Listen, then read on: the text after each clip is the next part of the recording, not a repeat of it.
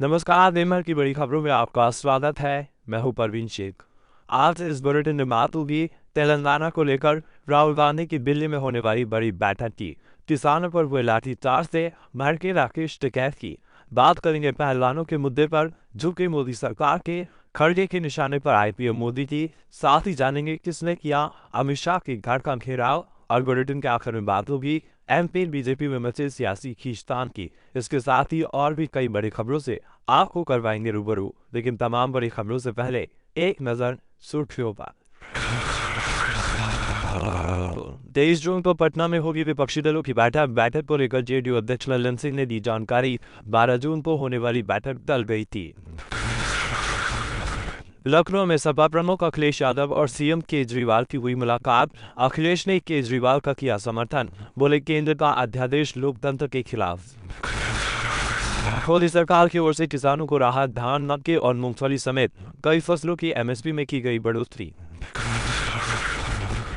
बढ़त के साथ बंद हुआ शेयर बाजार। सेंसेक्स 350 अंकों की उछाल के साथ 63,143 पर हुआ बंद। निफ्टी 127 अंकों की तेजी के साथ 18,726 पर हुआ बंद।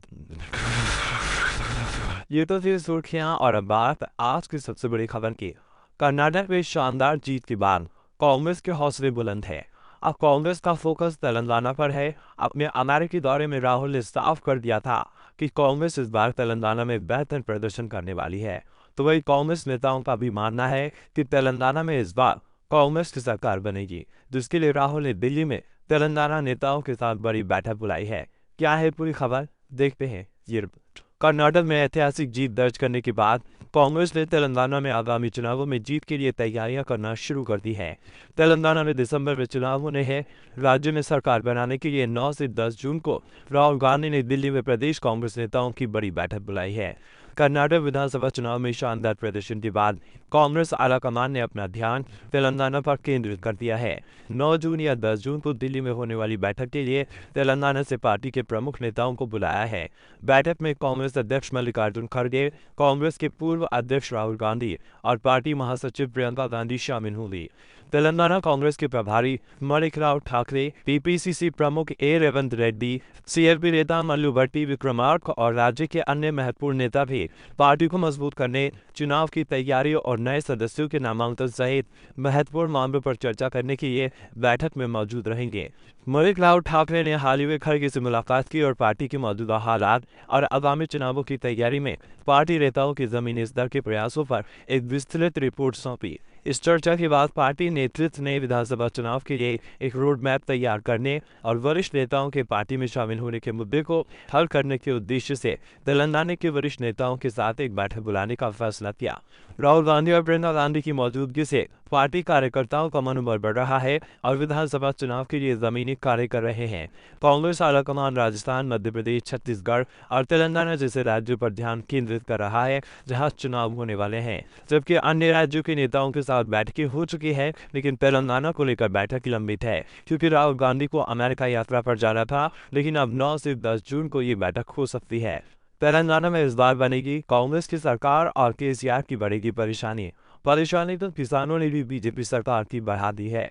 हरियाणा में एमएसपी की मांग एक बार फिर तेज हो गई है। हर जिले से किसान सड़कों पर उतरना शुरू हो चुके हैं। कुरुक्षेत्र में किसानों पर हुए लाठीचार्ज के विरोध में टोल प्लाजा पर अब किसानों ने ठिकाने बनाने शुरू कर दिए हैं। मामला कुरुक्षेत्र से सूरजमुखी की खरीद से शुरू हुआ था, लेकिन अब किसान एमएसपी की मांग पर अड़ गए हैं और बीजेपी सरकार के खिलाफ मोर्चा खोल दिया है।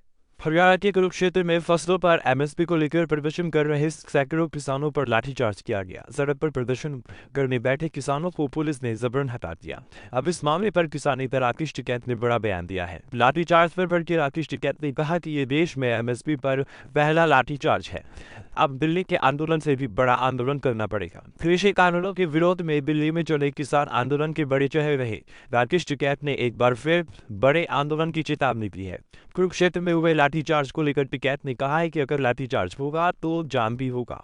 कुरुक्षेत्र में किसानों और पुलिस के बीच हुए बवाल और किसान नेता गुरनाम सिंह चढ़ूनी की गिरफ्तारी के विरोध में आज भी हरियाणा के अलग अलग जगहों पर सड़कों को जाम किया गया। लाठीचार्ज से किसान गुस्से में है और हरियाणा सरकार की जमकर आलोचना भी हो रही है। इसके विरोध में सोनीपत के गन्नौर में भी किसानों ने गन्नौर शाहपुर रोड को जाम कर दिया। वहीं कोहाड़ा में किसानों ने पानीपत रोहतक रोड को भेसवान गांव के पास जाम कर दिया। प्रदर्शन करने वाले तमाम किसानों ने मोदी सरकार के खिलाफ जमकर नारेबाजी की। आपको बता दें कि हरियाणा के कुरुक्षेत्र के शाहबाद में सैकड़ों किसान सूरजमुखी की फसल की एमएसपी को लेकर प्रदर्शन कर रहे थे। किसानों ने इसके लिए सड़क को जाम भी कर दिया और वहीं बैठ गए। इसके बाद हरियाणा पुलिस ने कार्रवाई भी शुरू की। किसानों को खदेड़ दिया गया और इस दौरान जमकर लाठीचार्ज हुआ। वहीं कुछ किसान नेताओं को हिरासत में लिया गया। किसानों का कहना है कि सूरजमुखी की फसल का एमएसपी 6,400 है, लेकिन किसान फसल को 4,000 या 4,500 रुपए में बेचने को मजबूर है। किसानों पर हुए लाठीचार्ज से हरियाणा में बीजेपी सरकार के खिलाफ नाराजगी देखी जा रही है। तो वहीं कांग्रेस ने भी ये कहा है कि बीजेपी किसान विरोधी है, ये सिर्फ धनवानों की सरकार है। किसानों के हल्लाबोल से बीजेपी में हड़कंप मचा है, तो पहलवानों के मुद्दे पर मोदी सरकार झुक गई है। पहले अमित शाह के साथ पहलवानों की मुलाकात और फिर अनुराग ठाकुर ने पहलवानों को अपने घर बुला लिया। अनुराग ठाकुर के न्योते पर बजरंग पूनिया और साक्षी मलिक खेल मंत्री के घर पहुंचे। तो क्या कुछ हुआ इस मुलाकात में, देखते हैं ये रिपोर्ट। मोदी सरकार अब पहलवानों के आगे सरेंडर करने को तैयार दिख रही है। पहलवानों के अधिकाशनामों को स्वीकार करने की तैयारी दिख रही है। आज खेल मंत्री अनुराग ठाकुर ने पहलवानों को मिलने के लिए अपने आवास पर बुलाया था और खेल मंत्री के न्योते पर आंदोलन करने वाले पहलवान बजरंग पूनिया साक्षी मलिक उनके आवास पर पहुंचे। 5 घंटे से ज्यादा समय तक चली बातचीत के बाद मीडिया से बात करते हुए बजरंग पूनिया ने कहा, हमारी बात हुई है और वो इस बात पर सहमत हुए हैं कि जितने भी खिलाड़ियों के ऊपर केस हुए हैं वो सब हटाए जाएंगे। अगर हमारी सभी मांगों को 15 तारीख तक नहीं माना जाता है तो हम दोबारा से आंदोलन करेंगे। ब्रिजभूषण मामले में भी सरकार 15 जून तक जांच की स्टेटस रिपोर्ट बताएगी। बजरंग पूनिया ने कहा कि कुछ मांगों पर सहमति बनी है। बाद में खेल मंत्री अनुराग ठाकुर ने भी कहा कि बातचीत सकारात्मक रही है। खिलाड़ियों से 15 जून तक इंतजार करने को कहा गया है। इस दौरान खिलाड़ी कोई आंदोलन नहीं करेंगे। ठाकुर ने कहा कि 15 जून तक ब्रिजभूषण शरण सिंह पर चार्जशीट दायर हो जाएगी। 30 जून तक भारतीय कुश्ती संघ के चुनाव करा लिए जाएंगे।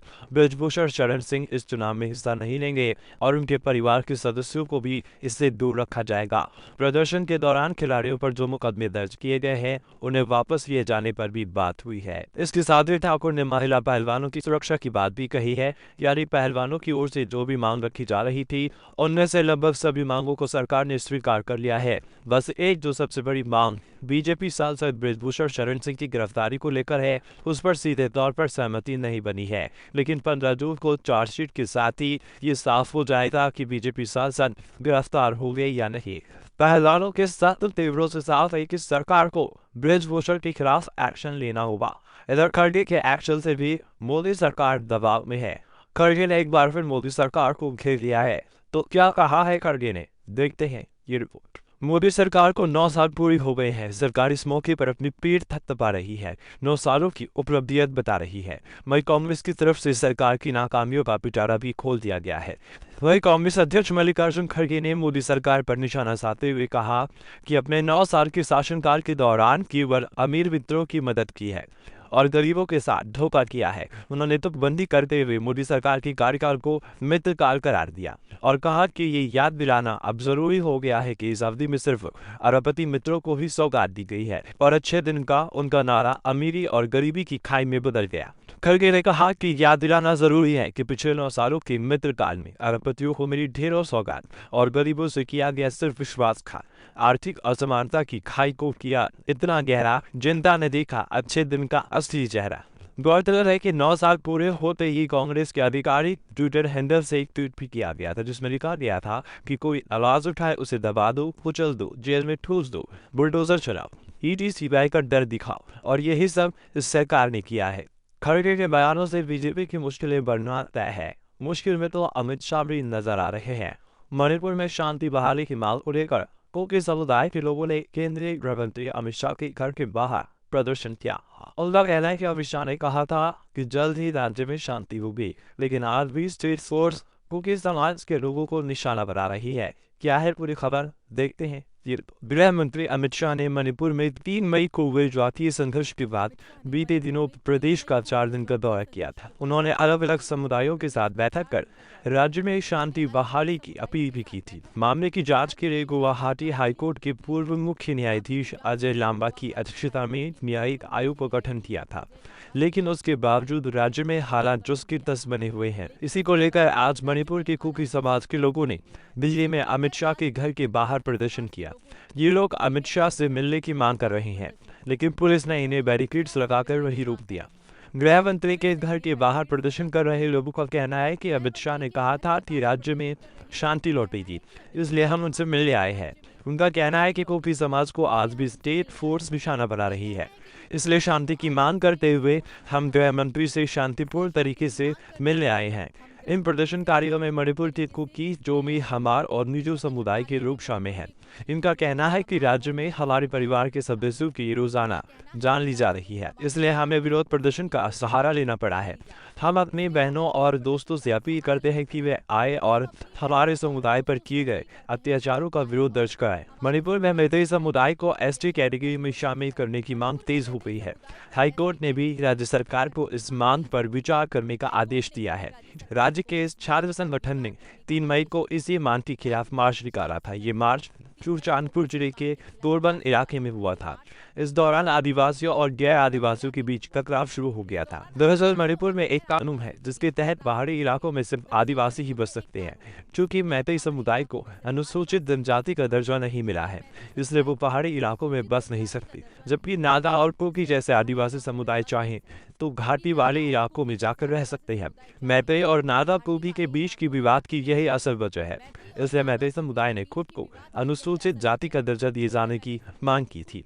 मणिपुर के हालात बीजेपी के लिए सरदर्द बने हुए हैं, तो आज महाराष्ट्र में हुए घमासान ने भी बीजेपी को मुश्किल में डाल दिया।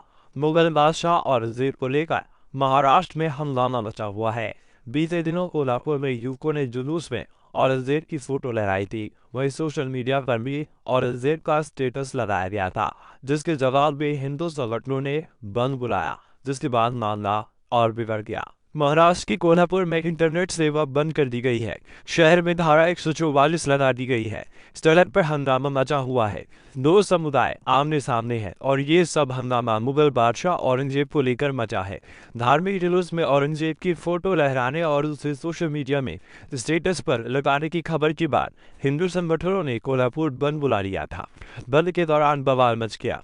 कोल्हापुर के एसपी ने बताया कि औरंगजेब का स्टेटस लगाने वालों को गिरफ्तार कर लिया गया है। कानून के मुताबिक कार्रवाई भी की जा रही है। स्थिति नियंत्रण में बताई जा रही है, लेकिन सवाल सरकार पर उठ रहे हैं, जो कि जिन संगठनों ने स्थिति बिगाड़ी वो सत्ताधारी पार्टी के करीबी बताई जा रही हैं। इस घटना पर एनसीपी नेता सुप्रिया सुले ने गृह मंत्री देवेंद्र फडणवीस को निशाने पर ले लिया। उन्होंने कहा कि ये महाराष्ट्र में कानून और व्यवस्था की स्थिति की विफलता है। गृह मंत्रालय हालात नहीं संभाल पा रहा है। हाल ही में हमने पूरे राज्य में सांप्रदायिक शांति देखी है, ऐसे में कोई क्यों महाराष्ट्र में निवेश करेगा। दूसरी ओर डिप्टी सीएम और राज्य के गृह मंत्री देवेंद्र फडणवीस ने कहा कि औरंगजेब की तारीफ करने वालों के लिए राज्य में कोई माफी नहीं है, पुलिस भी कार्रवाई कर रही है। फडणवीस ने हिंदू संगठनों के हंगामे पर चुप्पी साध ली है। दूसरी ओर एनसीपी अध्यक्ष शरद पवार महाराष्ट्र की एनडीए सरकार को घेर लिया। पवार ने कहा, अगर सत्ता पक्ष और उनके लोग सड़कों पर उतर आते हैं तो 2 धर्मों के बीच दरार पैदा करते हैं, तो ये शुभ संकेत नहीं है। सत्ताधारी दल ऐसी चीजों को बढ़ावा दे रही है। इसके साथ ही पवार ने ये भी दावा किया कि जो हालात आज देश में दिख रहे हैं उसमें साफ है कि जनता के मन में बदलाव की इच्छा दिखाई दे रही है। अगर चुनावों तक लोगों की यही मानसिकता बनी रही तो देश में बदलाव आएगा। ये बताने के लिए किसी ज्योतिषी की जरूरत नहीं है। और बाद एमपी बीजेपी में बगावत की 3-4 महीनों के अंदर मध्य प्रदेश में विधानसभा चुनाव है और इस बार बीजेपी की हालत खस्ता दिख रही है। चुनावों को लेकर मुख्यमंत्री शिवराज सिंह चौहान अपनी पूरी ताकत लगा रहे हैं, लेकिन इस बीच चुनाव से पहले ही सीट बंटवारे को लेकर सत्तारूढ़ पार्टी में अंतरकलह की खबरें आने लगी है। क्या है पूरी खबर, देखते हैं। ये मध्य प्रदेश में 3 से 4 महीने में ही विधानसभा चुनाव का ऐलान हो जाएगा। राज्य में 2003 के बाद से ही बीजेपी की सरकार है, लेकिन 2018 में बीजेपी ने जिस तरह जबरदस्ती सरकार बनाई थी, ये सभी को याद है।